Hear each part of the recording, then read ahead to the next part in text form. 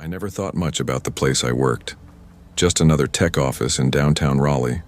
One of those glass boxes that looked sleek and expensive from the street but felt stale and underfunded once you stepped inside. The carpet always carried a faint stench of burned coffee and reheated lunches. Someone was always microwaving leftover spaghetti, and the hum of the AC was so loud it felt like it was trying to drown out your own thoughts. My name's Amber Collins, 26 Customer Success Associate. Nothing glamorous. It paid rent, covered my health insurance, and that was enough. I showed up 5 days a week, clocked in, smiled when I had to, and tried not to think too hard about how many years could slip by that way. I grew up about 2 hours away, in a small North Carolina town where everyone knew everyone's license plate and business. When I first moved here after college, the city felt too fast, too sharp around the edges. I missed the slow predictability of home, the way you could recognize laughter before you saw who it belonged to. Still, I liked the anonymity the city gave me. I thought being unseen meant being free. At work, I blended in. I got along fine with the marketing girls, chatted about podcasts and sales leads, grabbed lunch if our schedules lined up, but mostly, I stayed on my own little island. The only constant was Derek Hall, a quiet guy from IT who sometimes offered me rides home. We weren't friends, not really, just two people sharing silence in a car that smelled faintly of pine air freshener and takeout. Derek was the type of man you'd pass 100 times without remembering his face. Same gray hoodie every day, hair always hanging just a little too long over his eyes. He barely spoke, and that worked for me. After 8 hours of fake enthusiasm, quiet was its own kind of mercy. Nothing unusual, nothing worth writing about, until the note. It was a Wednesday, middle of a week that already felt 3 days too long. I came in balancing a cup of gas station coffee, the lid already leaking a bit down my hand. My desk looked the same as always. Monitor, scattered sticky notes, a dying plant. But something was off. A folded piece of paper sat just under my keyboard. Plain white printer paper. No envelope. I frowned, setting my coffee down. The handwriting was neat, careful, almost shy. Blue ink, 4 words. You are incredibly beautiful. That was it. No name, no hearts, no clue. I let out a small, awkward laugh. Okay, I whispered to myself. That's random. It didn't feel threatening exactly, just strange. Who leaves secret admirer notes in 2025? It was the kind of thing that belonged in high school lockers, not corporate offices. I turned it over, half expecting a signature or a joke. Nothing. When I looked up, a few coworkers were chatting near the printer, their voices bouncing off the sterile white walls. None of them seemed to be watching me. I slipped the note into my bag like evidence, though I wasn't sure of what. By the time evening came, I'd mostly convinced myself it was harmless.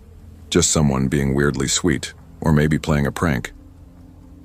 When Derek pulled up in his silver Honda Civic, I climbed in, shaking off the long day. The car smelled faintly of rain and gasoline. "You won't believe what I found today," I said, buckling my seatbelt. He glanced over briefly, eyes shadowed beneath the brim of his hoodie. "What's that?" "Somebody left me a love note." I grinned, half embarrassed. Like an actual paper note under my keyboard. 4 words. "You are incredibly beautiful. Can you believe that?" He didn't laugh, didn't even smile. The muscle in his jaw tightened. "Did you tell HR?" His voice was flat, almost too calm. I blinked. "What? No. Why would I? It's just weird, not serious." "You should report it," he said, eyes still on the road. I stared at him. "Come on, Derek.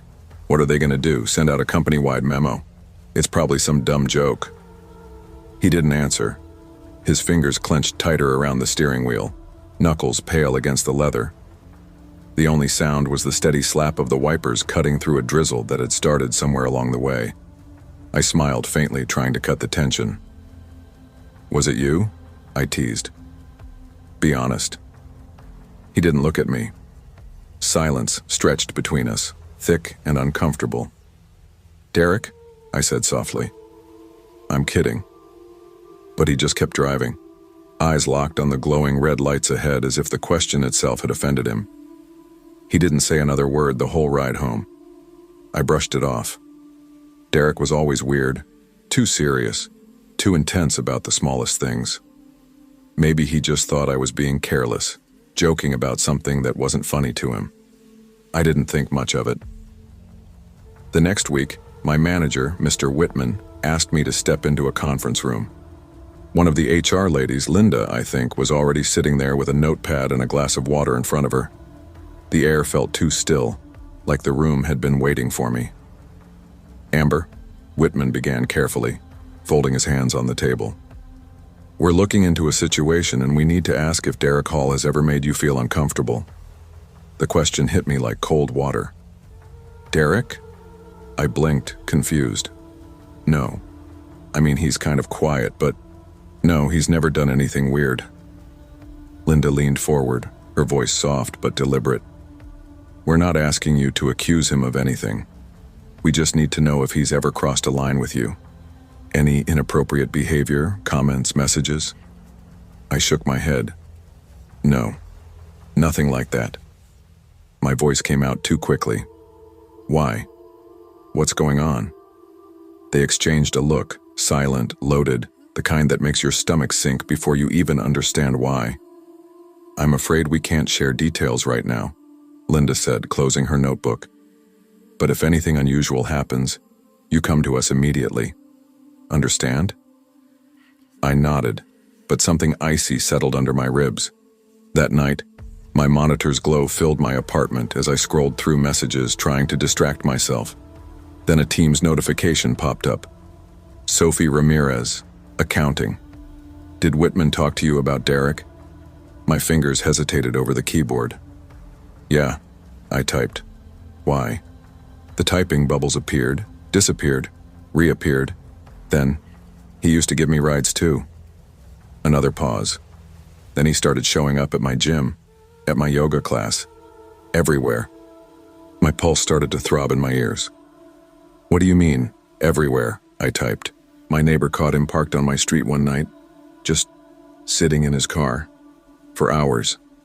I stared at the screen, my palms slick. "Please tell me you're kidding." "I wish I was," she replied. I didn't sleep that night.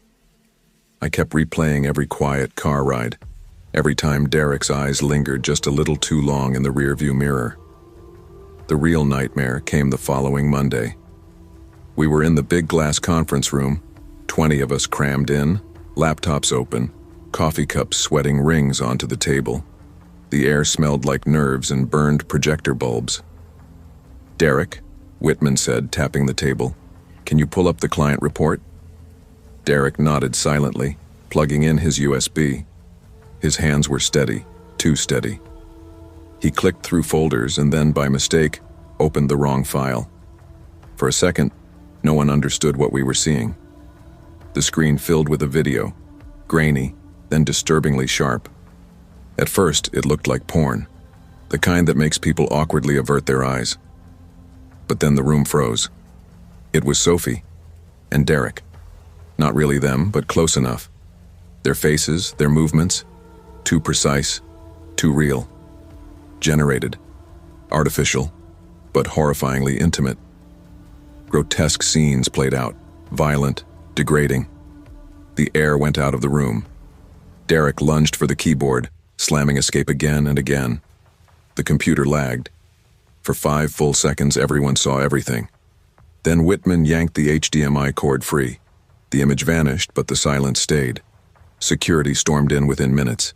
They didn't let Derek speak as they pulled him out of the room, his face pale and blank. No one moved. You could feel the collective sickness in the air, the mix of disgust, fear, and disbelief. HR came in later, passing out papers for us to sign, confidentiality agreements, an isolated incident, they called it, handled internally, but it wasn't. A week later, I got an email. No subject line, no sender name I recognized, just one sentence in the body. "You laughed. Now you'll see how much fun it really is." Attached was a file. I couldn't open it. I wouldn't. But someone from legal did.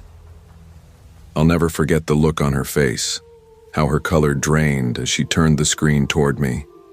"It's you," she whispered. I didn't need to see more. I pushed the laptop away like it was burning me. A few days later, when I thought maybe it was all over, I opened my mailbox outside my apartment. Inside was a single folded sheet of paper, plain, white, just like before. "You always thought I wasn't worthy." No envelope, no stamp, just sitting there.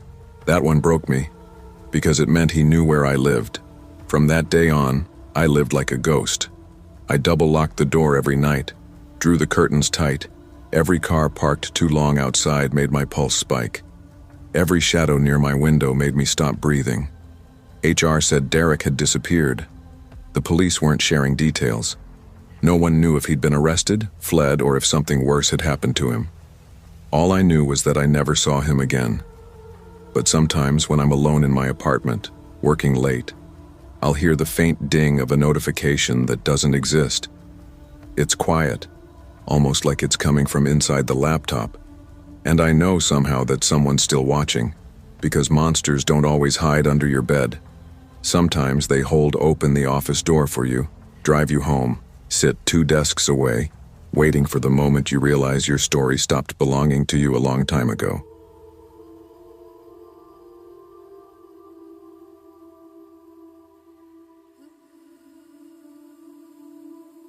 I never thought I'd be the kind of person who got nervous about a high school reunion.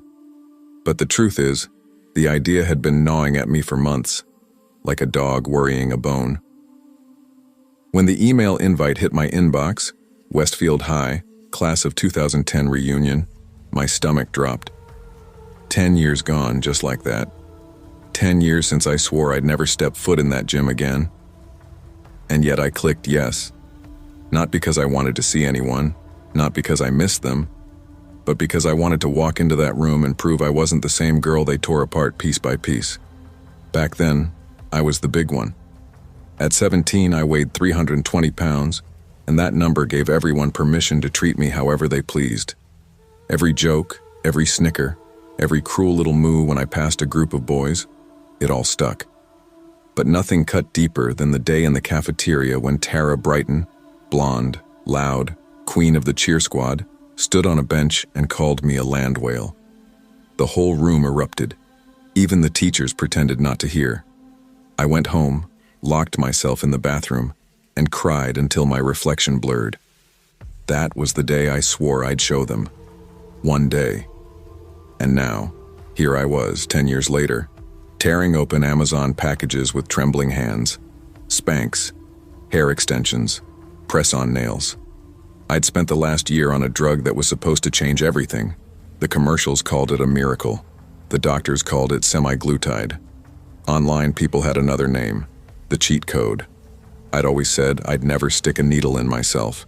But after years of losing and gaining the same 40 pounds, I gave in. For the first time in my life, the weight actually stayed off. By June, I was down 85 pounds.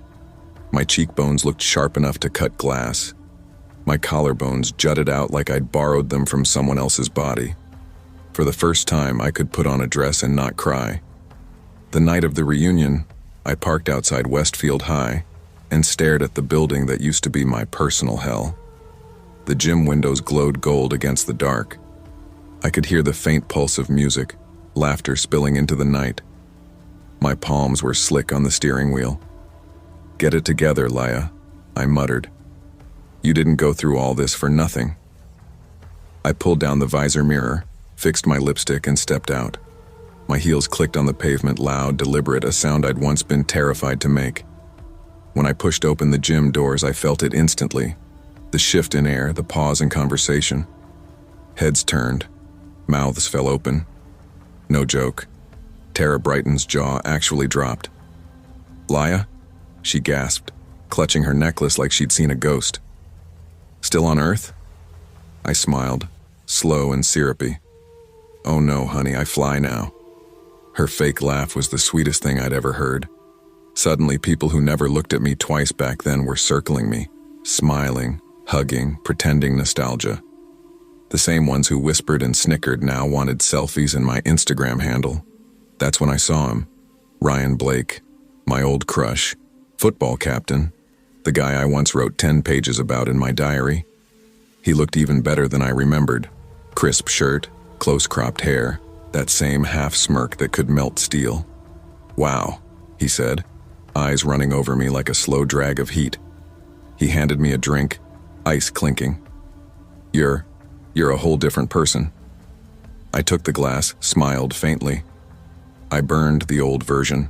He laughed, low and surprised, and somehow we just clicked. Conversation flowed like it never had before. Easy, teasing, familiar, in all the wrong ways. By the end of the night, I was in his downtown loft. Minimalist furniture, abstract art, the faint smell of cologne and something richer, amber maybe. A sleek coffee machine sat on the counter like a tiny spaceship, gleaming under soft track lighting. And as I stood there, heels in my hand, watching him pour wine, I caught my reflection in the glass, someone I almost recognized but not quite. We were kissing, laughing, tugging at each other's clothes, when suddenly my stomach clenched like a fist. The room tilted, the floor breathing under me.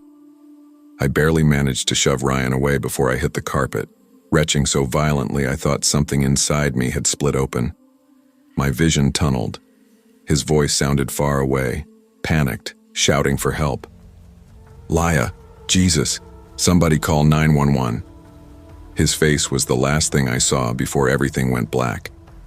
When I came to, the world smelled like antiseptic and metal. A fluorescent light hummed overhead. There was an IV taped to my arm, my throat dry and raw. "You're okay, honey," a nurse said gently.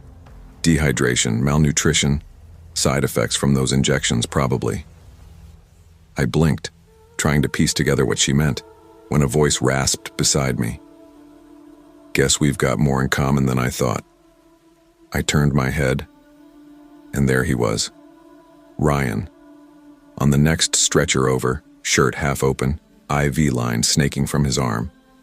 He looked wrecked, pale and trembling, but somehow he still managed a weak grin. "I threw up 3 times last week from eating a salad," he said. "But hey, anything to impress, right?" We both laughed, quiet, shaky, embarrassed. Relief and shame mixed in my chest like oil and water. We promised each other we'd quit, start over, be normal again. But the weight came back fast, like it had been waiting behind a curtain the whole time, smug and patient. Neither of us could handle it. That's when we found the group, a hidden corner of Reddit invite-only, buried under layers of code and paranoia. They called themselves the Shining Circle. These people weren't just users. They were chemists, hackers, black market traders. They weren't buying prescriptions. They were making them. Ryan got us in. The first package arrived in a plain black box. No label, no return address. Inside, small glass vials wrapped in silver foil. Just one note, 1 shot per week, no refunds. And it worked. For a while, it worked perfectly. No nausea, no dehydration. My skin glowed. My body looked sculpted, unreal. My Instagram exploded. Followers, sponsorship offers, comments like "your goals." Ryan became obsessed. He weighed himself 3 times a day, skipped work, stared at mirrors like they held secrets. Sometimes mid-kiss, he'd stop just to check his reflection, breathing hard. Then came the deaths. A girl on the forum, screen name Vitaglow, collapsed in a tanning salon. Heart failure. The autopsy found amphetamines mixed into her vial. I panicked. Ryan didn't. "She was probably taking other crap," he said, brushing it off. People exaggerate, but soon he wasn't sleeping. He said he heard whispering, voices that came from the bathroom vent calling him by name. His hands shook, his heart raced for no reason. Then one morning, he collapsed on the treadmill. That's when I learned he hadn't just been using the drug. He'd been doubling the doses and selling under the username that had started it all. Ghost Newton. The last time I saw Ryan, we fought. I begged him to stop. I told him he was scaring me. He screamed that I didn't understand, that he'd rather die than go back to being ordinary. Then he slammed the door and was gone. A week later, so was he. The police said there was no sign of foul play. His apartment was spotless, eerily empty, like he'd erased himself. The only things left were a blood-stained towel and an emptied crypto wallet. They asked if I knew where he might have gone. I said maybe he'd run off with some model, but I knew better. Ghost Newton had taken him. I spiraled. I ate like I was trying to fill the hole he left behind. Ice cream, fried chicken, anything warm and greasy enough to drown the guilt. My body swelled fast, angry, like it hated me for every bite.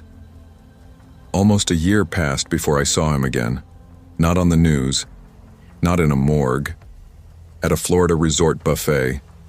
I was reaching for a plate when I spotted him waddling through the crowd, sweat-soaked linen shirt clinging to a body that barely resembled the man I'd known.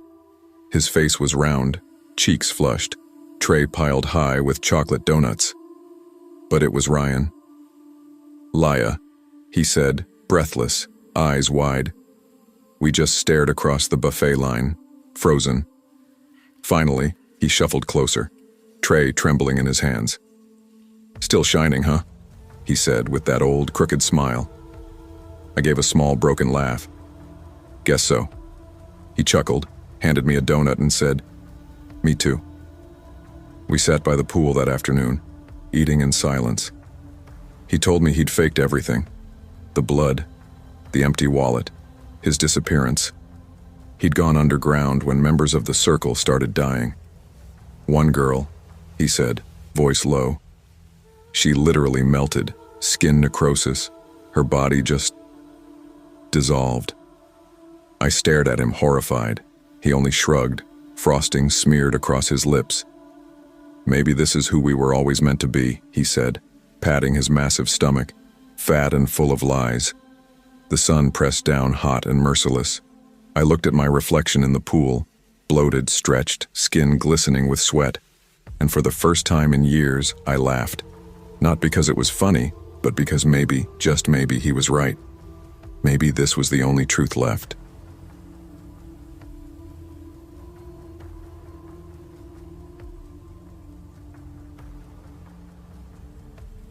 I never thought I'd be one of those people who looks back at their 20s with a knot in their stomach. Most people talk about those years like they're golden. Cheap apartments, late-night drives, friends who feel like family. For me, those years are the ones I'd rather forget. My name's Julia. I'm 26 now. But this started when I was 21, when I had nothing figured out. I dropped out of college after one miserable semester because tuition crushed me. And instead of chasing the journalism dream I once had, I wound up working shifts at a diner on the edge of town. It was the kind of place that smelled like burnt bacon, no matter what time you walked in.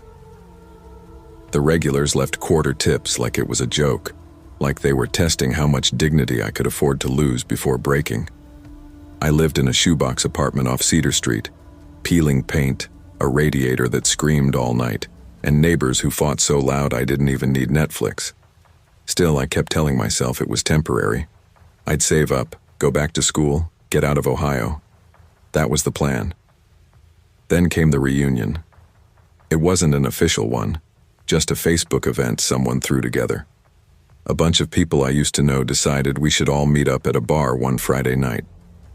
I scrolled right past it at first. High school hadn't exactly been my golden era. But then I saw her name, Rachel Miller, and my stomach dropped. Rachel had been my best friend through middle school and most of high school. We were inseparable, the kind of girls who shared clothes, whispered secrets, and made big plans about leaving town and never looking back. Then junior year happened and something changed. She got mixed up with a new crowd, the type that thought drinking in the cemetery counted as personality.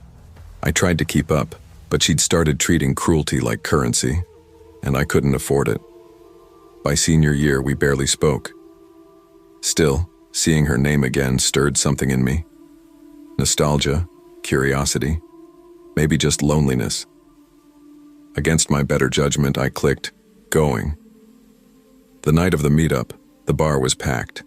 Dim lights, sticky floors, the air thick with cheap beer and cologne. Everyone looked older, heavier, a little frayed around the edges. I was halfway through a watered-down rum and coke when I saw her. Rachel. She hadn't changed much. Same long dark hair, same sharp smile that made you feel like she knew a secret you didn't. She spotted me right away. "Jules," she said, eyes wide. No one had called me that in years. "Rachel," I said, smiling before I could stop myself. "Wow, it's been forever." She hugged me, tight, too tight. For a second I smelled her shampoo, that same citrusy scent she used to steal from her mom's bathroom cabinet. And just like that, it was like we were 16 again, skipping class and talking about boys we'd never actually talked to. We spent most of the night catching up. She told me she was renting a little house not far from where we grew up, working part-time at a boutique and doing some online freelance gigs. She laughed when she said freelance like it was a joke, like she didn't take herself too seriously. She asked about me and I told her the truth, that I was stuck waitressing, barely scraping by. Her eyes softened, her voice dropping. "You always deserved more, Jules. You were the smart one." That line hit harder than I expected. No one had called me smart in a long time. By the end of the night, I was a little drunk, a little dizzy with nostalgia. So when Rachel asked, "Want to hang out sometime? Just like old times?" I didn't hesitate. I said yes. At first it felt good. We started seeing each other once or twice a week, grabbing coffee, driving aimlessly around the outskirts of town, talking until way too late in her dimly lit living room. She had this way of making the mundane feel electric again, like we were still kids with our whole lives ahead of us. But there was always an edge to her, a sharpness under the charm. The way her eyes lingered too long on people, the bite in her jokes, the uncanny way she always seemed to know more than she should. One night, she leaned back on her couch, a lazy smile playing on her lips, and said, "You know, I always thought we'd run this town someday." And for the first time in years, I couldn't tell if she was kidding. "Like nobody could touch us," she added, her smile curving just slightly, half a joke, half a dare. I laughed, trying to keep it light. "You always thought we'd be Bonnie and Clyde." "Maybe we still could be," she said, voice soft but serious enough to make my stomach tighten. I told myself it was just nostalgia talking, a joke, but with Rachel it was always hard to tell. About 3 weeks into our reunion, she asked me for a favor. "Can you drive me to this guy's house?" she said casually one afternoon. "It's just across town." "Sure," I said, without thinking twice. We drove in silence, windows down, the air heavy with summer heat and the smell of tar from the road.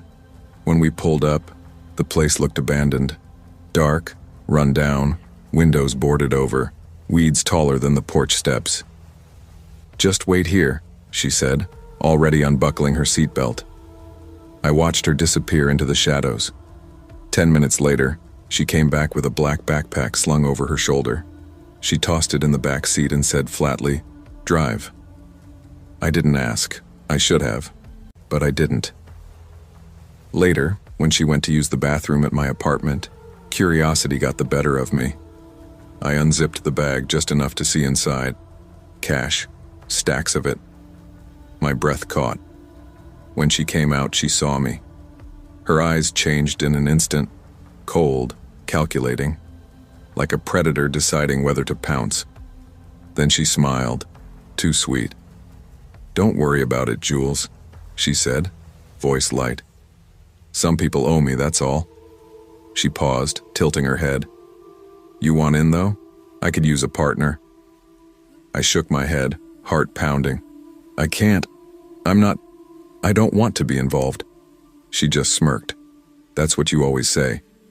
But you're still here." And she wasn't wrong. Weeks turned into months, and somehow I couldn't pull away.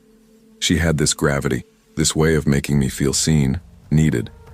She'd buy me dinner when I was broke, slip me gas money, even cover my rent once.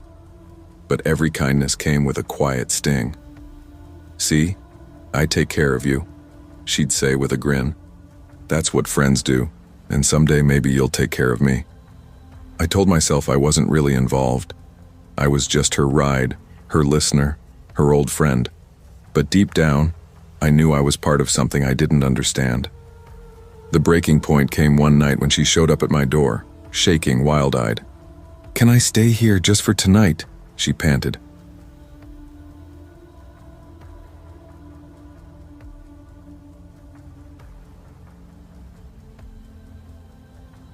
I never imagined I'd look back at my middle school years and realize the best friend I made back then would one day become my worst nightmare.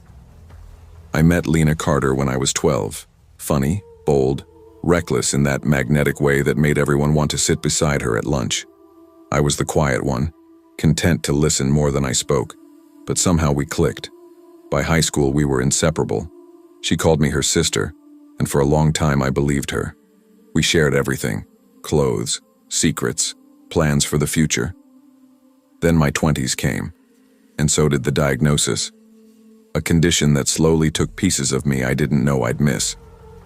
I started using a wheelchair most of the time, but at home, when I didn't feel like hauling myself into it, I'd crawl or slide around. It wasn't glamorous, but I adapted. I tried to keep my independence intact no matter what. Lena stayed, or at least I thought she did. She'd grin, wrap an arm around me and say, "Girl, you and me against the world. Doesn't matter what happens, I've got you." And I believed her. So when she told me one evening over takeout that she and her boyfriend needed a place to stay, I didn't even hesitate. "Of course," I said, "your family." Looking back, I should have thought harder. The day they moved in, I made one request. Just one. "Lena, please," I told her as we carried boxes inside. "No big dogs in here, okay? I love animals, but if a dog knocks me over when I'm not in the chair or comes barreling down the stairs, it could be bad, really bad." She waved a hand, smiling like it was nothing. "Relax. I'd never do that to you. You know me. No dogs. Promise." And I trusted her. God, I was stupid. 3 weeks later, they brought home a pit bull. Not a calm, trained one. A hyper, unneutered ball of muscle that tore through the house like a living storm. I like dogs, but this one was chaos on 4 legs. "Lena," I said that first night, watching it skid across the hallway, leap onto the couch and send a cup flying. She sipped her wine lazily. "She's sweet. She'll calm down. Don't worry." Her boyfriend chuckled, tossing the dog a toy. "She's just a puppy. She'll grow out of it." But she didn't. Every time I left my wheelchair to move across the floor, that dog was there. Jumping, licking, pushing. No sense of boundaries. No training. And Lena's idea of discipline was half-heartedly yelling, "Down! Stop!" from across the room while scrolling on her phone. Then came the morning that changed everything. I was late for class, rushing to the backyard where I kept my wheelchair under the deck. The smell hit me before I saw it. Sharp, acidic, unmistakable. My stomach turned cold. The chair was soaked, not with water, but with dog piss. It dripped from the wheels, pooled in the seat cushion. For a second, I couldn't breathe. That wheelchair wasn't just a chair, it was my legs, my freedom. And now it was drenched in filth. "Lena!" I screamed up toward the deck. She appeared, hair messy, clutching her coffee. "What's up?" "Your dog pissed all over my chair," I snapped, my voice cracking. She blinked, barely reacting. "Really? Damn. I didn't notice. Sorry." That was it. Sorry. No urgency, no guilt, no offer to help. So I dragged myself through the wet grass, grabbed the hose and started cleaning it while she just stood there watching. I climbed into it, still damp, the smell clinging to my clothes as I rolled away. The humiliation sat like a fire in my chest. I couldn't even cry. Things only spiraled from there. Trash piled up in corners. Lena and her boyfriend never took it out, and the dog tore through the bags at night. One evening, I came home and found garbage scattered across the stairs, rotting food, soaked paper, scraps of takeout containers. I rolled right into it before realizing what it was. The stench hit hard, sour and greasy like decay. I wanted to scream, but instead, I grabbed a marker and wrote across the fridge in thick black letters, "Clean up the damn trash in the hallway." The next morning, Lena stormed into the kitchen, slamming her mug down. "What the hell is this?" she snapped, pointing at the note. "It's the truth," I said coldly. "Do you know how it feels to crawl through rotten garbage because you two are too lazy to take out the trash?" I hissed, voice raw. I could feel the grit from the stairs still under my nails. She crossed her arms like I'd insulted her for fun. "You don't have to talk to me like that," she said, all offended. "That's rude as hell. Rude. Rude is me dragging my body through dog—" I almost said the word, but the taste of it made me clamp my jaw. "And trash juice because you can't do the bare minimum." My throat tightened. The memory of soggy paper and something that used to be food clinging to my knees made my skin crawl. She didn't flinch. To Lena, none of that mattered. The problem wasn't the filth, it was me calling her out. Then there was the bathroom. Her hair, long, black as a spill of ink, clogged the drain every single time. After each shower, it would snake across the tiles, drape over the faucet, cling to the tub like a second shadow. I'd step in and find it wrapped around my ankles. "Lena, please clean it," I'd say through gritted teeth. She'd grin and flip her hair like an apology, "Oops, forgot," and leave me standing for half my shower, fishing it off my skin until I gagged. The water stung my eyes. The hair stuck to me, slimy and humiliating. While I was peeling hair off my legs and wiping urine off my chair, her boyfriend lost his job. Bills stopped getting paid. Electricity, internet, gas. One by one, the household conveniences dimmed. "I'll give you my share next week," he'd promise every week, voice slack and rehearsed. I started taking photos of receipts, stacking them on my phone like proof that I wasn't imagining any of it, that I wasn't the crazy one. The tension in the house wound tighter each day, a wire ready to snap. Then Lena's mother arrived. One afternoon I walked in and she was simply there, as if she'd always belonged, sitting in the guest room, smiling with that too wide, permanently pleased mouth. "Oh, don't mind me," she said cheerfully. "I'll just be staying here for a little while." Little while stretched into months, 4 of them. No rent, no help, just another body consuming space and food and patience. She lingered in doorways, left hair in the sink, and rearranged things like she owned the place. The breaking point came the day I told them I was leaving. I tried to be calm. I told Lena I was moving out and that I'd be taking my bed with me. Her face folded. "Wait, where's my mom supposed to sleep then? You're seriously going to do that to her? That's cold, girl." Her voice was small but sharp. I laughed, a sound that tasted like iron. "Cold? That's my bed. My house. Your mom doesn't pay a dime. She's lucky I didn't kick her out months ago." That snapped something in her mother. "You ungrateful," she screamed, words clawing at the air, and then her hand slammed across my face before I could even process the movement. The impact knocked me from my chair onto the hardwood. Pain exploded through my cheek, a white-hot flare that made the room tilt. I tried to scramble, fingers scrabbling for the floor, but she was on me in seconds, straddling, slapping, punching, her nails raking my forearms, my mouth filled with the metallic taste of blood. "Stop, Mom, stop!" Lena shrieked, but her shout didn't come for me. It was a bargain, a negotiation. "Don't press charges, she didn't mean it." Her concern was a single, cold calculation. "Stop. You'll go to jail for hitting a disabled person." Not, "Are you okay?" Not, "Call an ambulance." Just the possibility of jail. That was her worry, not my face slick with blood, not the way my skin burned where her nails had scored it. I curled around my head like that would make the blows stop. "Stop," I begged, but the words floated uselessly in the room. Her mother ranted, a wild animal's rant. "Let me at her. She deserves it." Lena hauled her back, dragging, and in that moment I crawled, slow and shaking, into my room. My hands fumbled with the lock. My fingers felt enormous and clumsy. I slammed the door, locked it, and the shaking in my hands didn't stop as I dialed 911. They came. The police shoved her mother into the squad car while she flailed and screamed, still trying to reach me through the window. At the ER, my face was a nightmare, swollen, split, bruised, barely recognizable in the pale hospital light. I sat on that plastic chair feeling like an animal in a cage, skin prickling with shame and the hot sting of humiliation. And who showed up at the triage window? Lena, eyes enormous, and her boyfriend hovering behind her. "Please," Lena begged, voice thick, hands clasped. "Don't press charges. She didn't mean it. You know how my mom is." Her words were syrup and poison.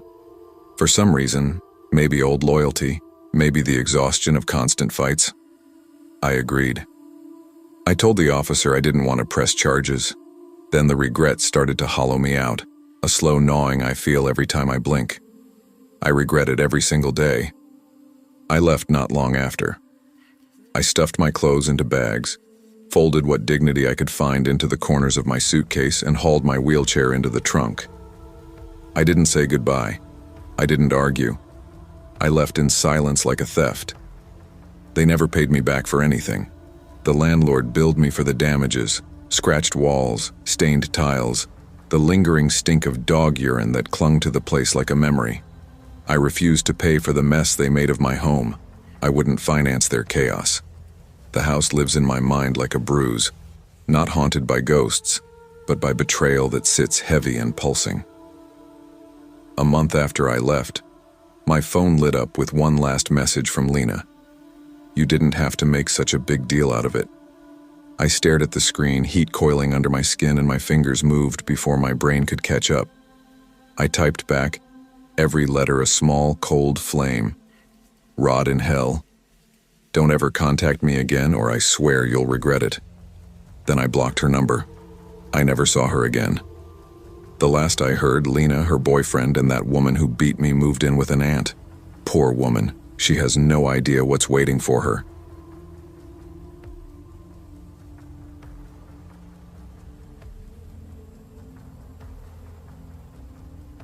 I grew up in a small town in Ohio, the kind of place where everybody knew your last name and gossip traveled faster than the school bus. Most of the houses had peeling paint, porches with sagging swings, and lawns that smelled like cut grass and rust. Our street was lined with old oaks, so massive their roots split the sidewalks, making the concrete buckle like waves. I was 8 then, and my favorite thing in the world was riding my bike after school. It wasn't much, a hand-me-down blue Schwinn with one crooked handlebar and a bell that stuck half the time. But to me, it felt like flying. When the wind hit my face and the tires hummed against the pavement, I could almost pretend I was somewhere else. My parents had rules, the kind that felt like they were carved into stone. My mom especially. "Don't you cross that street without me or your dad, you hear?" she'd say, pointing with the same finger she used when I tracked mud into the kitchen. And I listened. Always. I never crossed. I just rode up and down our side of the block until every crack in the sidewalk, every mailbox, every barking dog became part of my little world. But there was one house I always noticed. It sat near the end of the street with a long driveway, wide enough for 2 cars, and a leaning white fence that tilted just a little to the left. I don't remember the first time I really looked at it, but I remember the day I saw him. It was one of those damp spring afternoons when the air smelled like wet asphalt and worms after rain. The man was standing at the end of his driveway, not quite on the sidewalk, just close enough that I could see the shape of his face beneath the brim of his brown hat. "Hey, kid," he called, tipping the hat slightly. I slowed down, my bike wobbling under me. "Hey," I said back, my voice small but steady. He nodded at my bike. "Nice ride you got there, bet it's fast, huh?" I grinned a little, proud despite myself. "Yeah, kinda." He chuckled, low and warm. "Bet you could beat me to the corner if you tried." I shook my head. "My mom says no racing in the street." "Smart mom," he said with a faint smile. One day, though. After that, I started to expect him. Most afternoons he'd be there, same hat, same spot, like the end of that driveway was his post. He never stepped onto the sidewalk, never moved closer, just stood there and talked to me across that invisible boundary. "How's 3rd grade treating you?" he'd ask, hands tucked in his pockets. "Fine," I'd reply. "Got a favorite subject?" "Recess," I'd say every time, and he'd laugh like it was brand new. He noticed little things too. "That your little brother I saw out front yesterday?" he asked once. I blinked, surprised. I'd never mentioned my brother to him. Maybe he'd just seen us playing tag in the yard. "Yeah," I said slowly. "That's him." Another day, he nodded toward our driveway. "Your dad got a new car, huh? Looks sharp." I hadn't told him that either, but the old Buick had been swapped for a Ford, so maybe he'd just noticed. People paid attention to that kind of thing in small towns. It didn't seem strange then. Over time, I started to like seeing him there. I'd ring my bell when I passed, and he'd tip his hat in greeting. Sometimes he told me stories, the kind old men tell when they've got nowhere else to be. About a dog that always brought the same slipper back no matter where he threw it, or a robin that landed on his fence every morning at the same hour. They were harmless, quiet stories. Simple. Weeks went by like that. Then one afternoon he wasn't there. I rode past his house slow, eyes darting to the driveway, half expecting him to appear. But it was empty. Curtains drawn tight. Even the yard looked still. I circled the block and came back again, but nothing. The next day, same thing. And the day after that. By the fifth day, the absence felt wrong, like a song that stopped before the last note. That's when I saw her. A woman in a faded sundress was standing in the backyard, watering plants by the fence. Her hair was pulled back, her shoulders thin and freckled under the sunlight. The garden hose hissed softly, and the smell of wet earth drifted into the air. I slowed my bike, hovering by the curb, watching her for a moment before she noticed me. I stopped at the corner, watching her from the safety of my side of the street, too nervous to call out. She didn't see me, just kept tending to her plants, the slow rhythm of her watering can mixing with the buzz of cicadas. After a few minutes, I turned my bike around and rode home, but the thought of her lingered. A few days later, I worked up the nerve. My heart was pounding so hard I could hear it in my ears. I glanced toward my house first. No one was watching from the window. Then I pushed off, pedaling hard, my tires spitting tiny bits of gravel as I shot across the forbidden street for the first time in my life. The driveway felt longer up close. The air was heavy with the smell of wet soil and fertilizer. When I reached the end, the woman looked up, startled but not unfriendly. "Well, hello there," she said, wiping her hands on her sundress. "What are you doing over here?" I shifted awkwardly on my bike seat, my throat dry. I used to talk to the man who stood here. He wore a hat.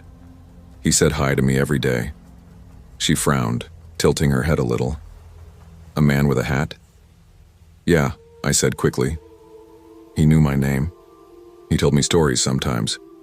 He said maybe one day we'd race to the corner." Her expression changed, softer, but in a way that made my stomach twist. It wasn't comfort.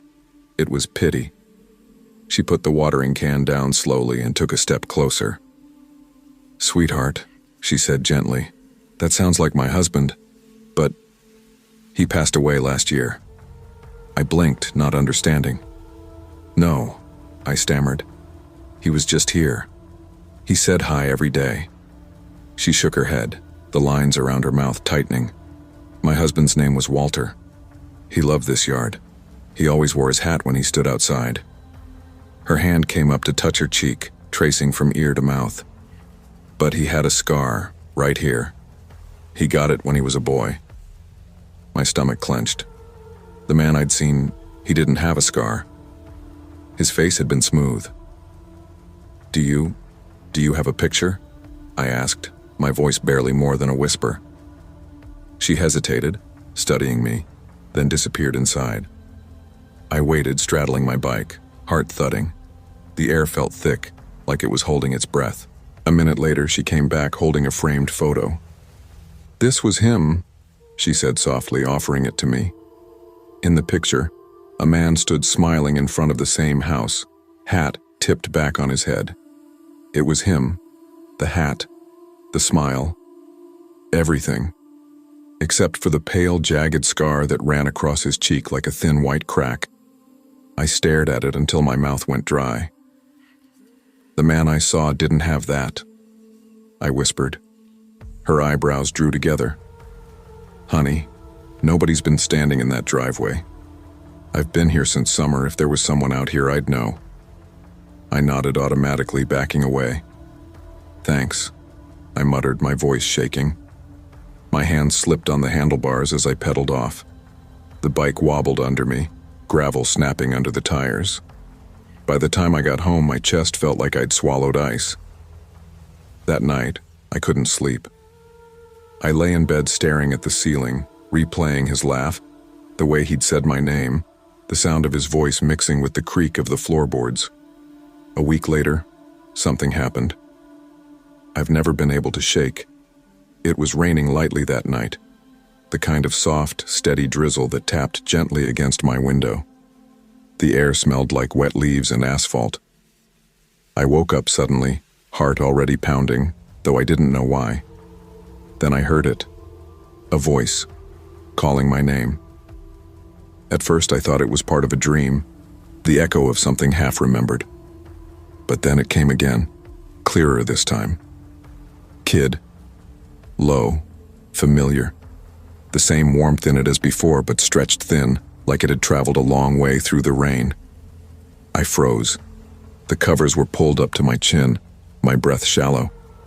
Kid, I screamed. My mom came running, her footsteps thudding down the hall. What's wrong? She gasped, flipping on the light. Someone's outside, I said, pointing toward the window. He's calling my name. She went straight to the blinds and yanked them open. Nothing, just the slick sheen of rain on the grass, the dark outline of the oak tree swaying in the wind. My dad appeared in the doorway, rubbing his eyes. What's going on? Someone was outside, my mom said quietly, but I could hear the disbelief in her voice. My dad frowned, grabbed the flashlight, and went out into the yard while I stood trembling by the window. I watched the beam move across the wet lawn, cutting through the rain. After a few minutes, he came back in. Nobody's out there, he said firmly. Everything's locked up tight. But I knew what I'd heard. I knew that voice. Years went by. I stopped riding past that house, stopped talking about it. When we moved away during my sophomore year of high school, I thought I'd left it behind. But I never really did. Even now, as an adult, whenever I drive through that old neighborhood, my hands tighten on the wheel as I near that corner. The house looks different now. Fresh paint, new cars in the driveway. But I still see it. The brim of a hat, a faint smile, a quiet wave from the end of the drive. And sometimes when it rains at night and the windows rattle just right, I swear I can still hear my name being called from outside.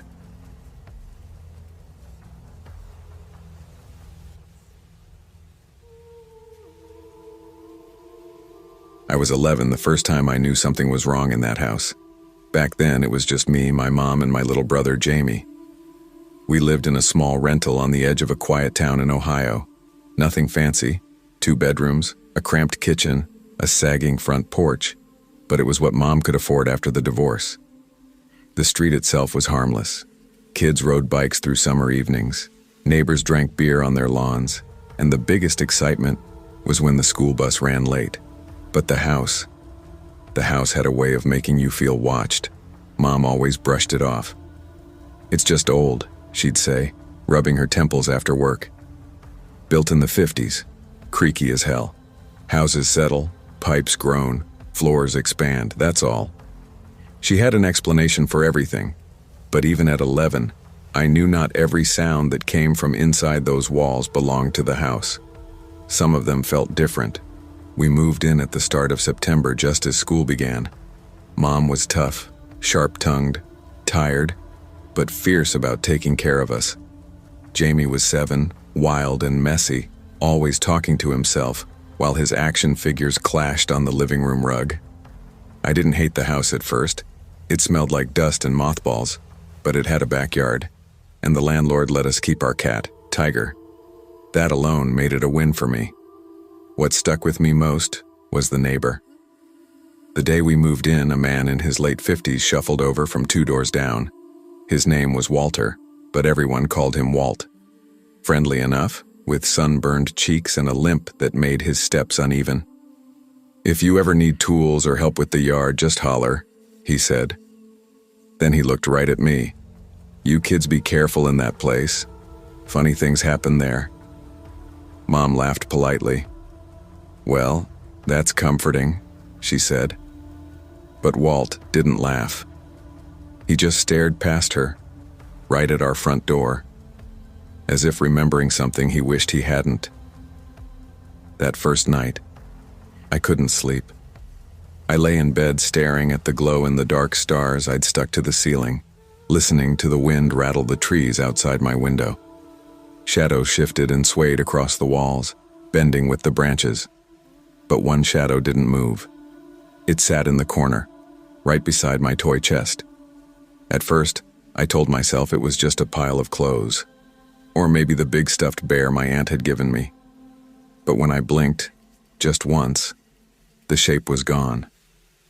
A coldness seeped into me then, not the kind from an open window, but the kind that settles deep in your bones. I pulled the blanket over my head and whispered a prayer for sleep. When I woke the next morning, my toy chest stood wide open. I never left it open. Mom would yell if toys spilled out. I shut it quickly before she came in, but deep down I knew I hadn't touched it. A few weeks later, Jamie started saying strange things. We were eating cereal before school when he said it, casual as anything. "I don't like the man in the closet." Mom froze, spoon halfway to her mouth. "What man, honey?" "The one who talks to me," Jamie said, crunching his cereal like it was no big deal. "He whispers, but I can't hear what he says." Mom shot me a quick look, "Don't encourage this," and turned back to him. "Sweetie, closets don't have men in them. You just had a dream." But I saw his face. He wasn't lying. His voice had that quiet seriousness kids get when they're sure of something. That night I stayed awake listening. The house settled, the pipes sighed, and then I heard it. Soft, low, coming from Jamie's room. A whisper, steady and patient, just beneath the sound of his breathing.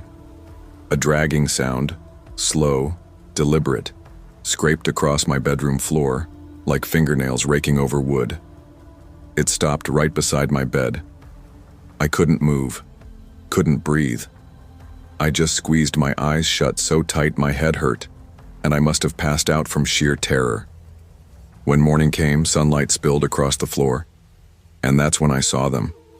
Deep, fresh scratches carved into the wood, right next to where I slept. I ran to show Mom, my hands shaking. Look at this," I said. She frowned. "You must have dragged something sharp, or maybe you moved the dresser around." "I didn't," I swore. "Mom, I didn't touch it." Her voice hardened.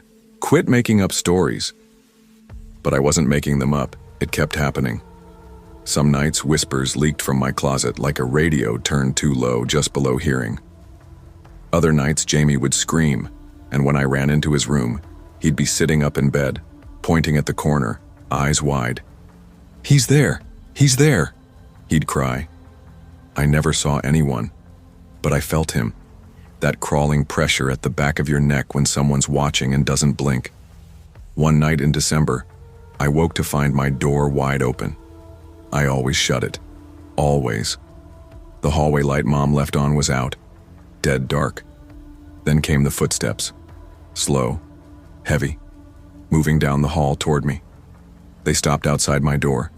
The hinges creaked. A tall, dark figure leaned in. Just the head. No features. Just a black shape darker than the dark itself. I wanted to scream for Mom, but my throat locked up. I shut my eyes. When I opened them again, the door was closed. In the morning, Mom swore she never came into my room. After one especially bad night, Jamie and I told her everything, the man, the whispers, the footsteps. For the first time, I saw her face go pale. Without a word, she lit a candle and walked through each room, whispering a prayer her mother had taught her. The air smelled like wax and smoke. For a while, things calmed down, but not for long. One afternoon, I came home before Mom. I sat on the couch doing homework when something slammed upstairs. My heart jumped. The sound came from my room, the toy chest. Nobody else was home. My pencil slipped from my fingers. I waited, listening. Then slowly, I got up and walked down the hall. My bedroom door was wide open. The toy chest was closed, but my toys were scattered everywhere like someone had dug through them. I backed away, trembling, and sat outside on the front steps until Mom came home. When I told her, she sighed. Probably the cat. But Tiger was curled up in the laundry basket, fast asleep. Not long after that, I was walking home from school when Walt caught up to me, cigarette dangling from his lips, his breath clouding in the cold. His eyes looked sharper than usual. "You seeing things in there yet?" he asked. I stopped. "What do you mean?" He took a drag, flicked the ash into the snow. "That house has got a history. Last family didn't stay long.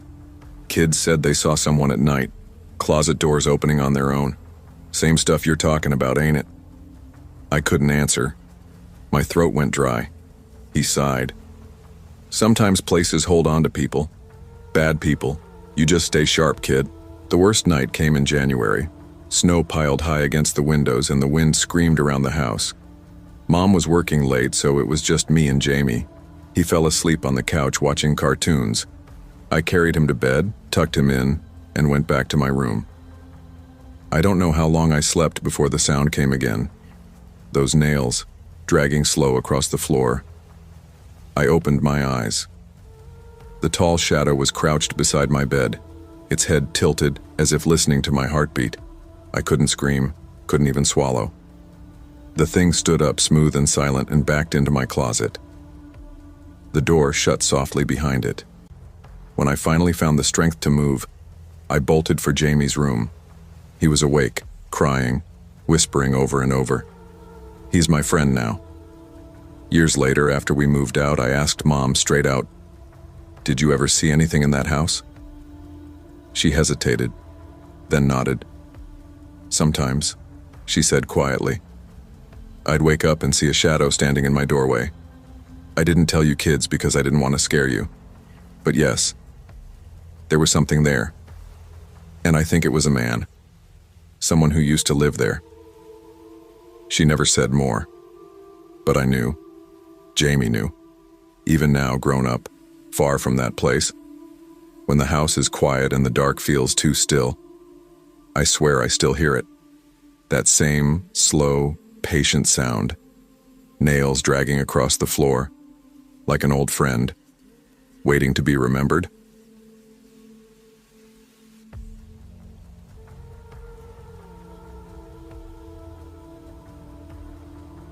I hadn't seen Kevin in almost 12 years when he suddenly reached out. Back in high school, we'd been inseparable. Football games under the floodlights, midnight Taco Bell runs, sleepovers where we'd stay up talking about music, girls, and all those wild dreams teenagers have when they think the world's just waiting to be conquered. But after graduation, life split us in opposite directions. I stayed behind, took classes at community college, and landed a job at a construction supply company. Kevin, though, he bolted, said he couldn't breathe in our small Ohio town anymore. Word was, he drifted down south, bounced between jobs, maybe got into trouble, though nobody really knew what kind. So when I got a Facebook message from him out of nowhere, it felt like a ghost had reached out. "Hey man, long time. You free to grab a beer this weekend?" I stared at the message for 10 whole minutes. Kevin wasn't the kind to check in. After 12 years of radio silence, I figured he'd either forgotten me or decided I wasn't worth remembering. But something in me flickered. Old loyalty, nostalgia maybe. We'd been close once, closer than brothers. "Yeah," I finally typed back. "Let's catch up." We picked a bar on the edge of town, one of those dimly lit places that always smelled like spilled Bud Light and fryer grease. When I walked in Saturday night, Kevin was already there, sitting in a corner booth by the window. The years had carved him up. He was thinner now, with sharp cheekbones and tired, sunken eyes. His hairline had crept back, and his skin was pale like he hadn't seen daylight in months. But when he grinned and stood up, that same boyish, lopsided smile from high school flashed through, and for a second, he looked exactly like the kid I used to know. "Holy shit, man," he said, pulling me into a hug. "It's been forever." "No kidding," I laughed, clapping his shoulder. "Thought you fell off the map." We ordered beers, wings, and fries. For a while it was easy, like time had folded back on itself. We swapped old stories, laughed about teachers we'd hated, teased each other about the girls we used to crush on. The jukebox hummed in the background, the neon lights buzzing faintly above us. Then, somewhere between the second round and last call, his tone changed. "You ever see things at night?" he asked quietly, leaning in. "Like when you're half asleep." I frowned. "What kind of things?" He hesitated, eyes darting toward the window. "Like shadows. In your room. Or somebody standing in the corner watching you." I let out a nervous chuckle. "You mean like night terrors? Sleep paralysis or something?" Kevin shook his head slowly. "No, man. I mean real people. People who shouldn't be there." I stared at him, trying to read if he was joking. "Kev, you okay? You on something?" He laughed, but it came out dry and forced. "Nah, I'm good. Just been seeing stuff lately, that's all. Figured I'd ask you, see if it's just me." The rest of the night spiraled into something uneasy. He kept circling back, talking about noises in the walls, things moving just out of sight, the feeling of being followed. Whenever I tried to steer the conversation to his life, the last decade, he dodged it. All he'd say was, "Been moving around, couldn't stay in one place too long." When we finally stepped out into the cold night, the parking lot was slick with rain. I went to shake his hand, but Kevin grabbed my arm instead. His grip was tight, his skin ice cold. "Come by tomorrow," he said. His voice had dropped to a whisper. "I'm staying at the old Miller house out by the woods." He looked right at me. "You know the one." I froze. Of course I knew it. Everyone did. The Miller house had been abandoned since we were kids. People used to dare each other to break into the Miller house at night, but no one ever did. It was two sagging stories of rotted wood and busted windows, the walls tattooed with graffiti and strangled by vines. Kids swore it was haunted, said you could see faces in the upstairs window when the moon was full. "Why the hell are you staying there?" I asked. "Cheap," Kevin said, smirking. "And quiet. Come by tomorrow.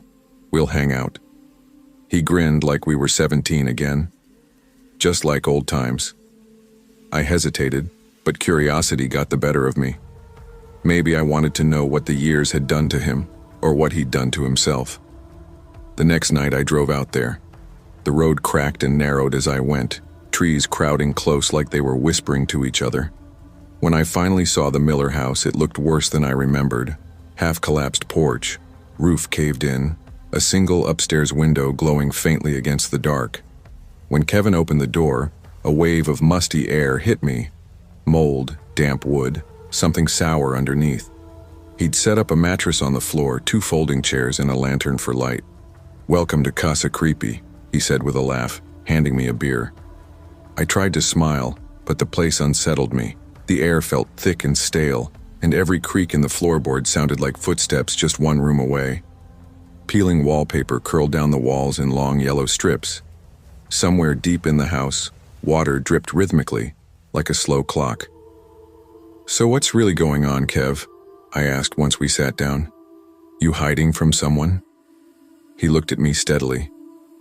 "Not someone," he said softly. "Something?" I waited for the punchline. None came. "You remember when we were kids?" he went on, voice trembling a little. "And we used to talk about the shadows in the woods?" "Yeah," I said, half laughing. "Like campfire bullshit, ghost stories." They weren't stories. Kevin's eyes gleamed in the lantern light. They were real, and they've been following me. I shifted in my seat, uneasy. "You're serious?" "Dead serious," he whispered. "You'll see. Just stay here tonight. You'll see I'm not lying." I wanted to tell him he was full of shit, but the look in his eyes, the raw fear behind the smirk, made the words die in my throat. Around midnight, I started hearing it. At first, it was just a faint tapping at the windows, barely audible over the crickets outside. Kevin froze. His face drained of color.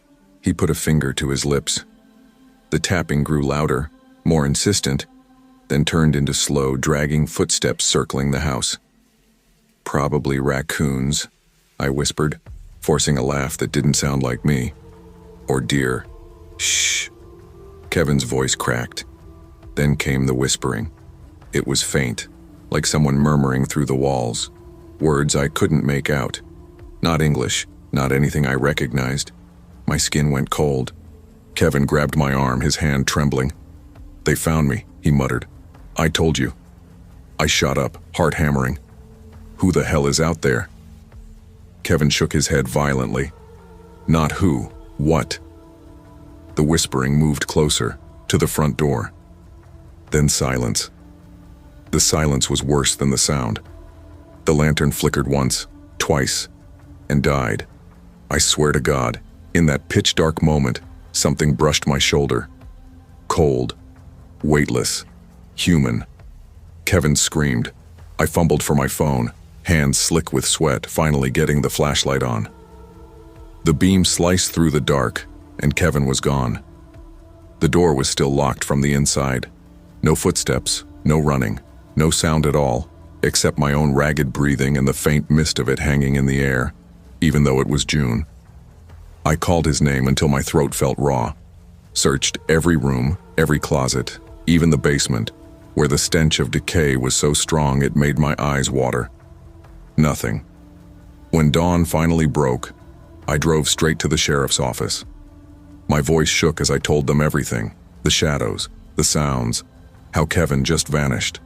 They searched the house, the woods, the road. No trace of him. It was like he'd never been there at all. The only thing they found was his wallet, lying neatly on the mattress, his ID still inside. The sheriff gave me a look that said he'd already made up his mind. "You sure you didn't imagine it? Maybe too much beer?" I swore I hadn't. I swore until my throat ached.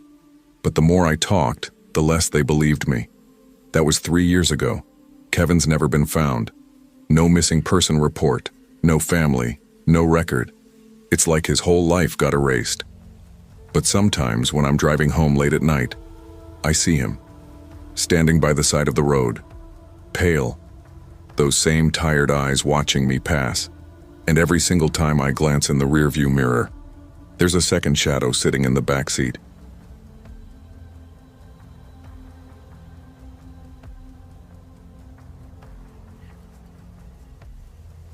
I never thought an old friend of mine would nearly ruin my life.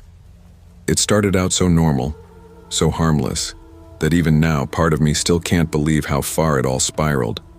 I keep asking myself, should I have seen it coming? Should I have walked away sooner? Maybe.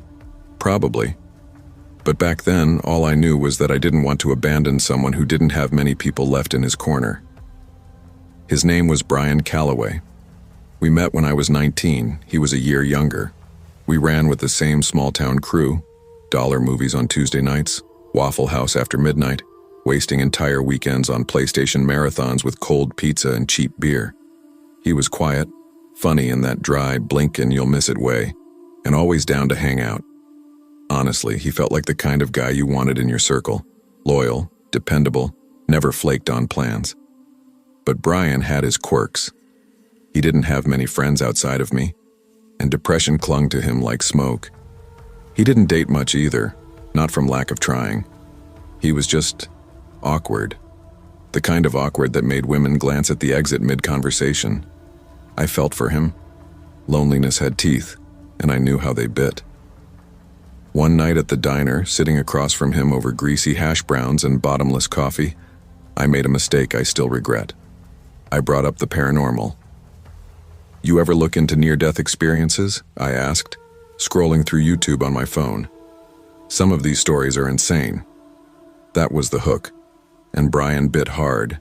At first it was harmless. Ghost stories, UFOs, urban legends, conspiracy stuff that made 2 a.m. car rides feel like campfire sessions. But little by little, it became all he wanted to talk about. He'd derail conversations, loop everything back to it. Didn't matter what we started with, he'd find a way to make it about the other side. His whole personality started dissolving into it. Still, I told myself, he's just passionate. It's a phase. Everyone has phases. I didn't know then that his phase was the start of something darker. Things shifted when Brian discovered DMT. He called me one night, voice shaking with excitement. "Dude, you ever heard of DMT?" "Yeah," I said cautiously. "That's that spirit molecule thing, right?" "Exactly, bro. I tried it," he said, lowering his voice even though he was alone. "I saw this thing, like a goddamn living fractal. It talked to me, told me I was chosen." I laughed, uneasy. "You sure it wasn't just the drugs?" But Brian was already gone. Within weeks, he was smoking DMT nearly every day, then several times a day. He'd talk about traveling to other realms, meeting entities, learning ancient truths. I tried to keep him grounded, but it was like holding sand in my hands. He just kept slipping away. He'd text me things like, "I'm the reincarnation of an Egyptian king. There are hieroglyphics hidden in street signs. The gods won't let me die until I finish my mission." I wanted to tell him he sounded insane, but he was still my friend, and he had nobody else. His family had written him off as the black sheep. The only one who still checked on him was his younger brother Kyle, barely out of high school. One night, I messaged Kyle on Facebook. "Hey man, I think Brian really needs help. He's not himself. Maybe try to talk him into seeing somebody." Kyle just sent a thumbs up emoji. I doubted he understood how deep Brian's delusion had gone. About a month later, my girlfriend Rachel suggested we meet Brian for a walk at Pine Creek Park. "I don't know, Ra," I muttered, lacing my sneakers. "He's been acting way too weird lately." "Come on," she said, tying her hair into a ponytail. "He's your friend. We'll hang out for an hour, grab food after. It'll be fine." I reluctantly agreed. Brian was already waiting when we arrived, sitting on a trail bench beneath a dying oak. His eyes lit up when he saw us, but instead of waving, he reached into his jacket and pulled something out. A hunting knife. He flipped it idly in his hand, the blade catching the afternoon sunlight, flashing once, bright and cold. "Don't freak out," he said quickly the moment he saw our faces, voice too bright, like he was trying to smooth a crease in the air. "I use it for rituals. Keeps the bad thoughts away." Rachel threw me a look. One of those tiny, precise looks that asks without words if I wanted to throw up or bolt. I forced a laugh that came out thin. "Cool, man. Maybe keep it in the sheath while we walk?" I offered, clumsy. He didn't listen. The whole hike he brandished that knife like a prop in whatever private theater he was rehearsing in. He'd tell a story and punctuate it with a flip of the blade. Sometimes he'd mime stabbing motions into his palm as if reminding himself he was alive. The metal flashed in the sunlight, and every time it did, Rachel's fingers around mine tightened like a band. "Just keep walking," I whispered into her ear, my breath short. "Don't make a scene." Inside my chest was a drum. I wanted to scream. I wanted to yank it out of his hand and throw it into the creek. Instead, I kept my feet moving and counted the rhythm of my heart until it steadied to a lie. When we got back to the parking lot, Rachel, God bless her optimism, chirped like nothing had the power to get under her skin. "Let's grab lunch together." Her smile was all sunlight and automatic good intentions. I wanted to shake her until she stopped being so naive. My eyes begged her, please no, but she either didn't see or chose not to. So we piled into my old Honda, me at the wheel, Rachel in the passenger seat, Brian in the back like some uncanny echo of the old guy I used to know. We crawled through downtown traffic, the world a slow parade of honking and people in jackets, when a soft, deliberate sound drifted from the back, the click of a seatbelt, the whisper of a zipper. the awful, intimate rasp of skin on skin. My stomach dropped so hard I thought I might pass out. "No," I mouthed to myself, like a prayer or a command. I checked the rear view. The sight seared into me. Brian, pants halfway down, bent forward, doing something obscene that had no place in my car. My hands clenched the wheel until my knuckles hurt. Every part of my body screamed, shout, stop the car, wrench open the door, but the image of that knife in his jacket pocket sat at the center of my fear like a fulcrum. I stayed silent because the thought of what he might do with that blade if startled made silence the safer bet. Rachel prattled on beside me, blissfully unaware, recounting some office drama with the kind of detail that used to lull me. I nodded when she expected it, mouth dry, praying she wouldn't turn to look behind. She ducked out in the restaurant parking lot to grab food, leaving me alone in the car with the hum of the engine and the smell of stale leather. The silence felt thick and rotten. I pretended to scroll my phone, but watched him with the precise, tired attention of someone trying to catch a familiar animal before it bolts. When she returned, I forced a smile and said in a voice that I tried to keep casual, "I'm tired. Let's just go home." My throat felt tight as a noose. On the drive back to the park, I tried to breathe like a normal person, to unsurge my pulse, to erase the image in my mind. But the evening hadn't finished. We pulled into the lot where his battered sedan sat, oil-stained, a little tired at the edges. "All right, man," I said, forcing calm into each syllable. "This is you." He didn't move. He just sat there with his eyes fixed on some private horizon, the kind of look that belonged to someone who'd slipped the map and was trying not to panic at being lost. "Yo," I said sharper, a gear shift in my voice. "Time to head out." He opened the door at last, and relief warmed my chest. Not enough to breathe easy, but enough to think maybe we'd crossed the worst. Then he stepped toward Rachel's side of the car, and my stomach punched itself into my spine. He reached into his bag and, God, pulled out a gun. A black 9mm that looked too ordinary for the terror it carried. The sight of that cold, small shape turned my blood to ice. Rachel froze mid-step, her plastic bag of takeout forgotten, eyes blown wide. Something hot and white rushed through me, anger, fear, a clarity sharpened by adrenaline. I threw my door open and stalked toward him before my better judgment could talk me down. "What the hell are you doing, Brian?" I barked. He didn't answer. His hands trembled, tears cutting tracks down his cheeks, his gaze unfocused like someone watching a scene through fog. "Get in your car," I ordered, my voice shaking despite the force I tried to squeeze into it. "Go home, right now." He stood there a long, awful second, clutching the gun like it granted him weight. Then, wordless, he turned, slid into his car, and drove off.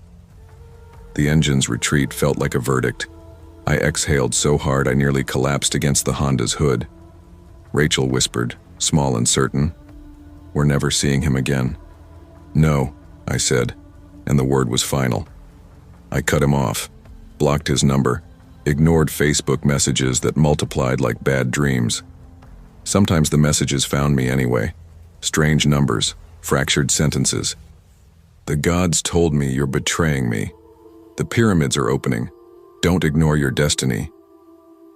I deleted them the way you scrape mold from bread, briskly, with a little nausea.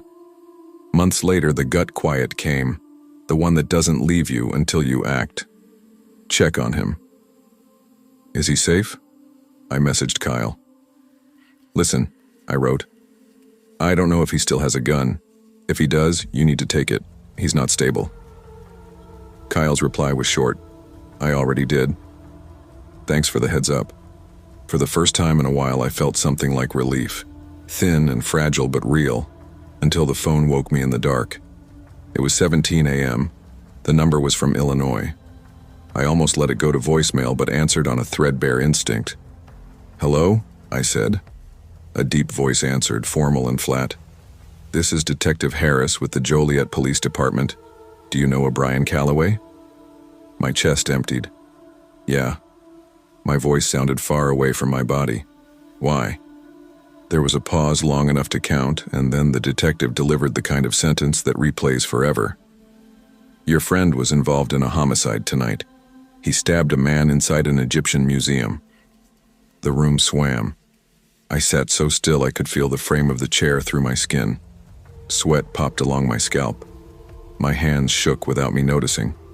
The detective asked me questions, dates, last known locations, anything that might help, and I answered. But the words were thin ghosts. Between each response, a single, relentless thought hammered. That could have been us. That could have been Rachel. I have never spoken to Brian since. I have no plan to. But sometimes at 2 a.m., guilt creeps into me like fog. I dream he's crouched in the backseat of my car, knife in hand, eyes glassy and unblinking. Other nights I see him standing at Rachel's porch, a gun heavy in his palm. Waking up, I replay the choices. I ask myself the old, useless questions. Should I have seen it coming? Should I have done more? A small, accusing voice whispers, "You should have helped him." Then another voice, practical, selfish, honest, answers back, steadier, "You're lucky you got away alive."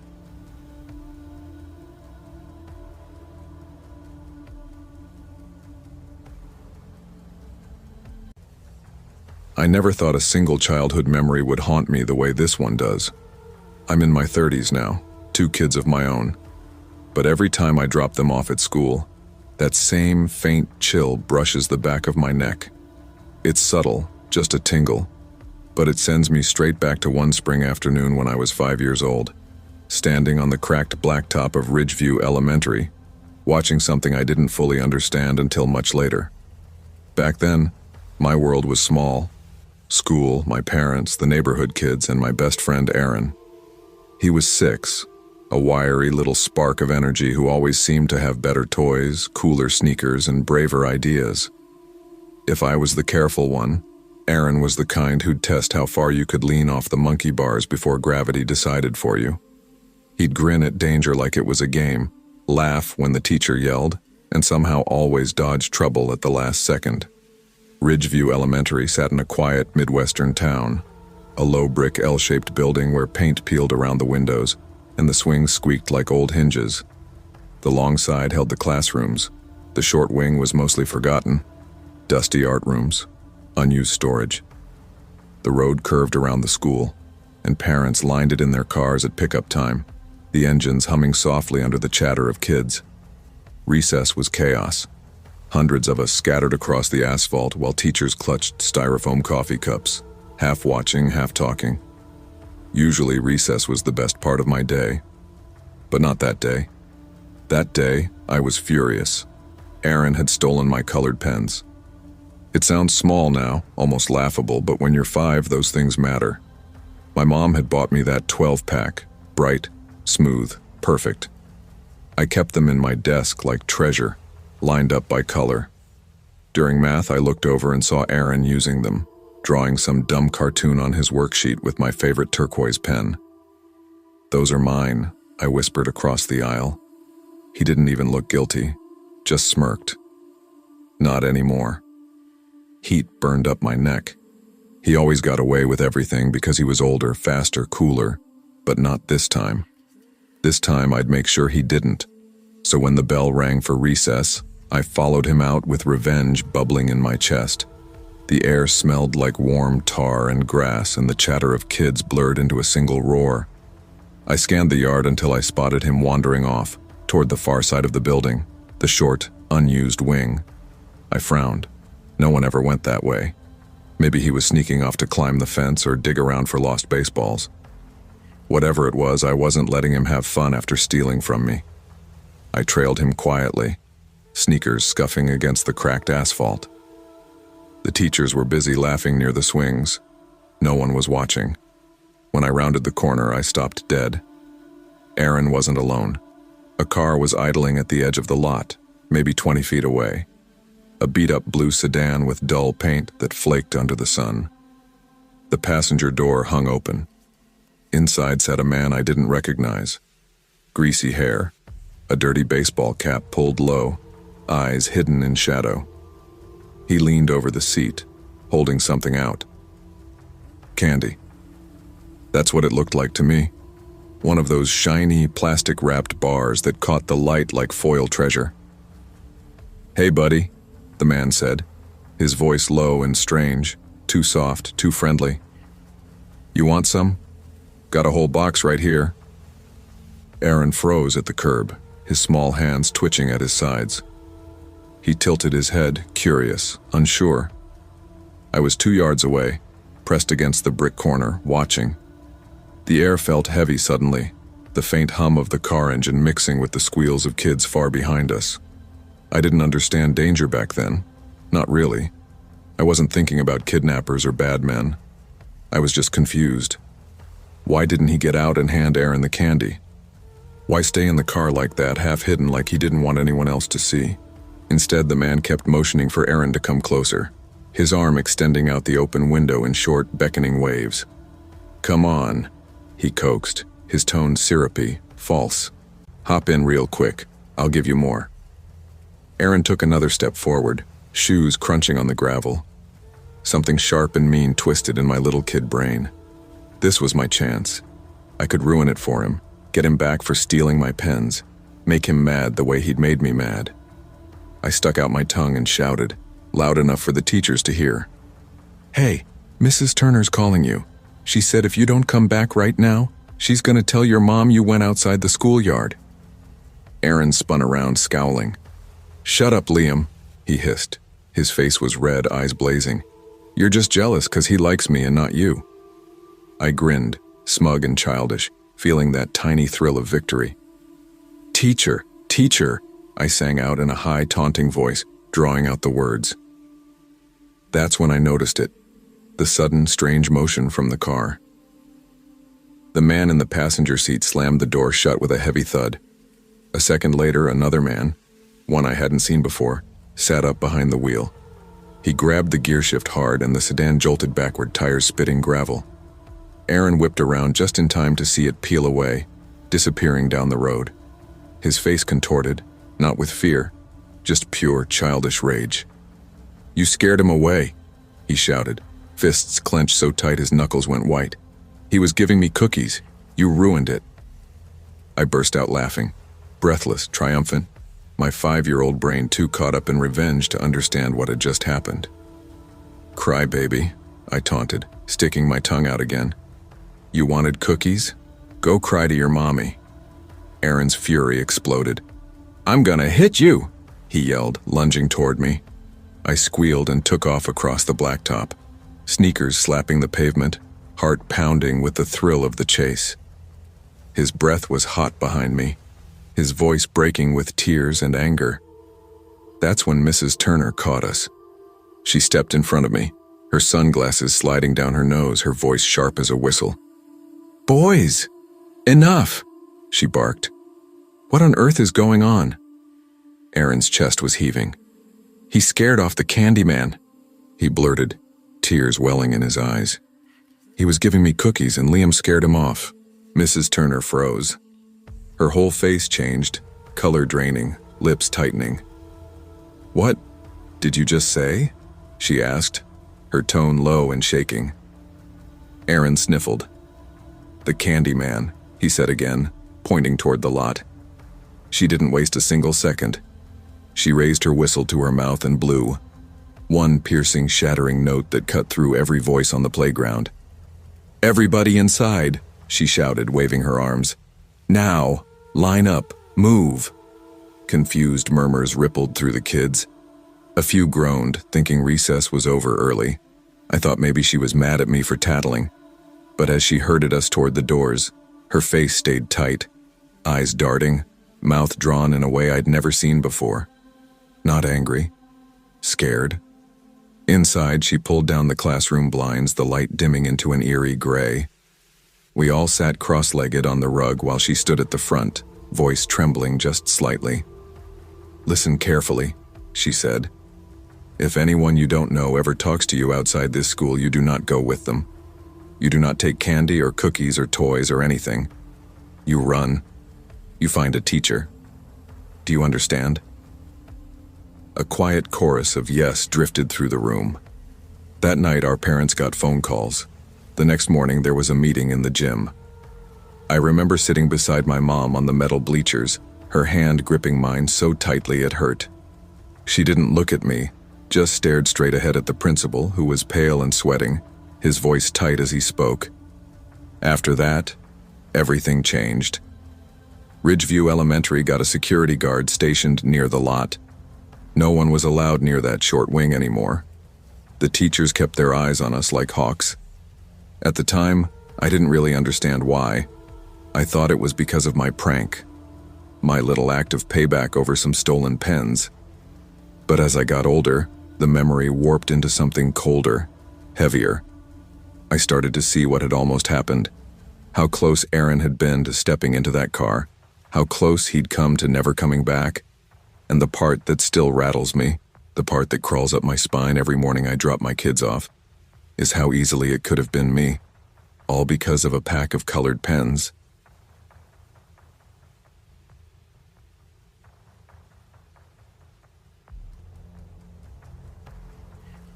I never thought moving out of my parents' house would bring both the freedom I'd always dreamed of and the kind of fear I never imagined. I was 19 when I left my small hometown in North Carolina and moved to a mid-sized city in Virginia. It wasn't far, just a few hours' drive, but it felt like stepping through a doorway into a different life. I rented a modest 2-bedroom apartment near campus, splitting the rent with my cousin Illa. She was in her final year of nursing school. I was just starting pre-law. Growing up, I was never the kind of person with a crowd of friends. I mostly kept to myself. But there was always one person who seemed permanently glued to my side: Adrian. We'd been friends since middle school, the kind of inseparable duo people assumed would grow old together. He wasn't a great student, and he definitely wasn't the kindest soul. But when you're a kid, you don't look for warning signs. We'd skip class, laugh until our sides hurt, trade secrets we swore no one else would ever hear. By high school, though, something in him started to twist. He became bitter, unpredictable. He'd snap at teachers for no reason, pick fights over the smallest things. With girls, he had this jealous, possessive streak that made people uncomfortable. I kept brushing it off as teenage mood swings, but deep down, I knew it wasn't just that. When he confessed his feelings for me junior year, I froze.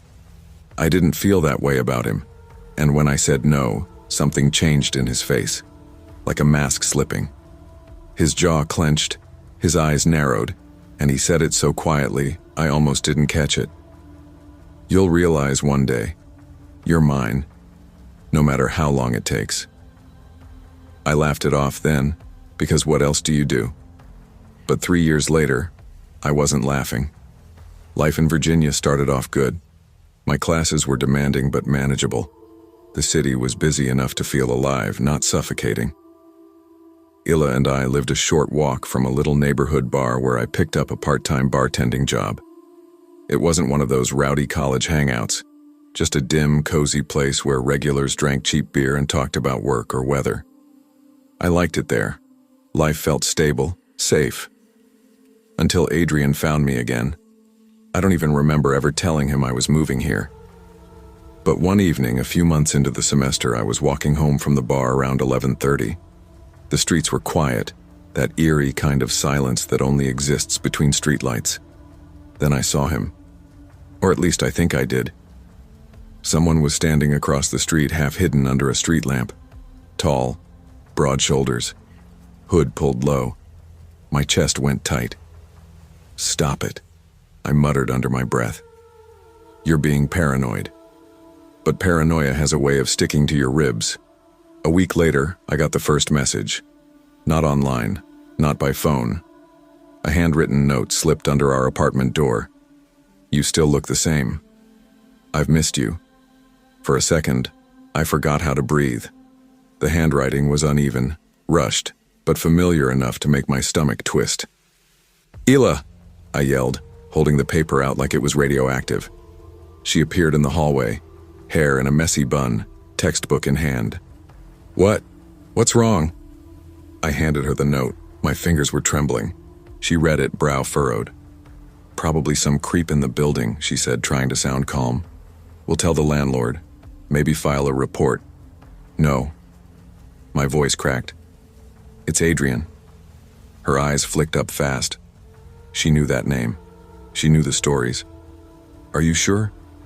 I know his handwriting. He used to pass me notes in class. It's him. She put a cautious hand on my shoulder. Then we call someone. Landlord, cops, whatever it takes. But I just stood there, the note still dangling from my fingers, my pulse roaring in my ears. It had been years, and part of me didn't want to believe it was really him. Maybe I was wrong. Maybe I was connecting dots that weren't there. That's what I told myself as I crumpled the note and tossed it into the trash. But things didn't stop. They got worse. Some nights when I came home late, I'd hear footsteps behind me. Not rushed or careless, steady, deliberate, the kind that match your pace just enough to make you doubt your own ears. Every time I turned around, the sidewalk was empty, the street lights humming softly over wet pavement. Once, around 2 a.m, I woke to the faint sound of someone jiggling the handle of our balcony door. I froze under the covers staring at the glass, the faint city light reflecting off it. My heart was pounding so hard I swore it would wake Illa. After a few seconds, the sound stopped. But I didn't sleep again that night. I tried convincing myself it was nothing, city noises, drunk neighbors, the wind, but my body knew better. My nerves buzzed like live wires. Then came the night it all shattered. It was late January, one of those bitter nights where the wind seeps through every crack in the window frame and makes the walls creak. Illa was on her hospital night shift, so I was alone. I curled up on the couch with a blanket, watching some mindless show to drown out the silence. The TV glow flickered against the walls, casting strange shadows that moved when I blinked. At 2:45 a.m., I heard it, a scraping sound at the balcony window. I muted the TV. My heart stuttered. It came again, slow and deliberate, metal against glass. I held my breath and crept toward the sliding door, each step measured and silent. And then I saw him. Adrian. He was crouched on the balcony, a small glass cutter in his hand, dragging it along the corner of the pane. His hood was up, his breath fogging the cold air. He looked up just enough for our eyes to meet. I froze, terror locking me in place. He grinned. That same grin from high school, the one he'd wear after breaking rules and getting away with it. He mouthed the words through the glass. Told you. That snapped me out of it. I bolted for my room, slammed the door, and grabbed my phone. My fingers shook so badly I nearly dropped it. 911, I whispered when the operator answered. Someone's breaking into my apartment. He's on the balcony. Please hurry. I locked my bedroom door and remembered what my uncle had said when I moved out. Keep a bat in the closet, just in case. I grabbed it, gripping it so hard my knuckles went white. Then came the sound. Crack, glass breaking. My blood went cold. Footsteps followed, slow and heavy across the living room floor. Sarah. His voice was low, sing-song, dragging my name out like a taunt. You knew I'd find you. My chest heaved. Stay calm, I whispered to myself. Police are coming. Just hold on. The doorknob rattled. Then a single, hard pound. Come on, he said. Don't play games. We've known each other too long for this. Tears blurred my vision. I pressed myself against the wall beside the door, bat raised, heart hammering so violently I felt sick. I don't want to hurt you, he continued. But you made me look like a fool. You think you can just walk away, move states, live your little life without me? The pounding grew louder, angrier. The door groaned under the hits, and then sirens, faint at first, then closer. Adrian stopped. You called them? His voice snapped, the sweetness gone. You think they'll save you? No one's saving you from me. He kicked the door, once, twice, hard enough to make the hinges scream. I braced myself for the next hit, but instead, I heard it. Shouts, boots pounding, chaos. Police, put your hands where we can see them. The pounding stopped. Footsteps rushed toward the balcony, then crashing, shouting, the metallic clatter of cuffs. I stayed frozen, bat still in hand, until someone banged on my door again. "Ma'am, it's the police. You're safe."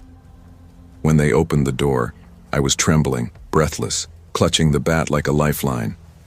Adrian hadn't run. He never would. His pride wouldn't allow it. He'd rather be caught than humiliated. They tackled him on the balcony, glass shards glittering around his knees. In his pockets they found more notes, all written in that same jagged scrawl. "You'll be mine." It's been 6 years since that night.